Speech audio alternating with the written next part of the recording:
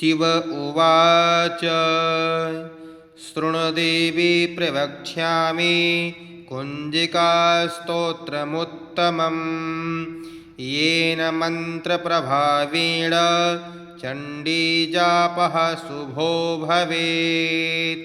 नाकवचं नार्गलास्तोत्रं कीलकं नारहस्यकं न सूक्तं नापि ध्यानं च न न्यासो न च वार्चनं।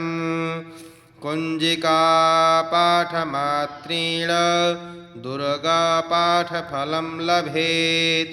अतिगुह्यतरं देवी देवानामपि दुर्लभं।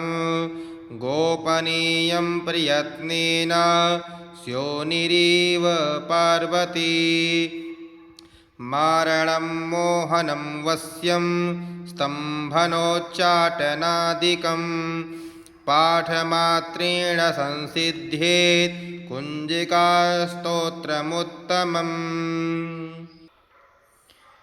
अथ मन्त्रः ॐ ऐं ह्रीं क्लीं चामुण्डायै विच्चे ॐ ग्लौं हूं क्लीं जूं सः ज्वालय ज्वालय ज्वल ज्वल प्रज्वल प्रज्वल।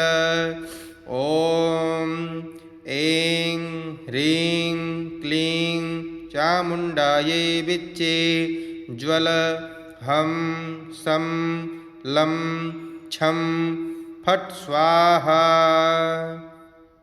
नमस्ते रुद्ररूपिण्ये नमस्ते मधुमर्दिने नमः कैटभारिण्ये नमस्ते महिषार्दिने नमस्ते शुम्भहन्त्रे च निशुम्भासुरघातिने।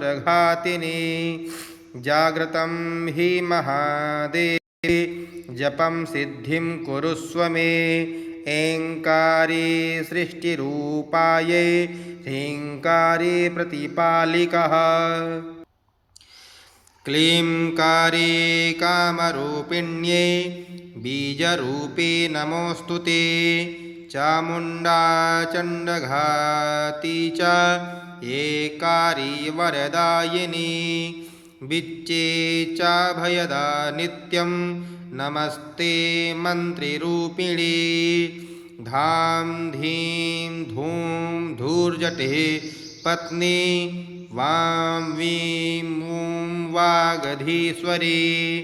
कां क्रीं क्रूं कालिका देवी सां सीं सूं मे शुभं कुरु। हुं हुं हुंकार्यरूपिण्ये जं जं जं जम्भनादिनी। भ्रां भ्रीं भ्रूं भैरवी भद्रे भवान्येते नमो नमः। अं कं चं टं तं पं यं सं बीं दूं ऐं बीं हं छं धिजाग्रं धिजाग्रं त्रोटय त्रोटय दीप्तं कुरु कुरु स्वाहा। पां पीं पूं पार्वती पूर्णा खां खीं खूं खेचरी तथा।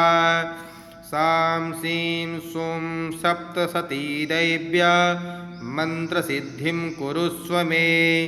इदं तु कुञ्जिकास्तोत्रं मन्त्रजागर्ति हेतवे। अभक्तेनैव दातव्यं गोपितं रक्ष पार्वती।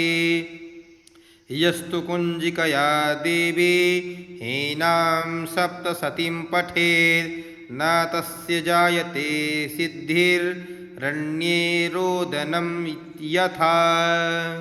अस्तु कुञ्जिकया देवी हीनां सप्तसतीं पठेत् न तस्य जायते सिद्धिररण्ये रोदनं यथा। इति श्रीरुद्रमाले गौरीतन्त्रे शिवपार्वतीसंवादे कुञ्जिकास्तोत्र उत्सवः। हरिः ओं तत्सत् हरिः ओं तत्सत्। हरिः ॐ तत्सत् श्रीदुर्गार्पणमस्तु।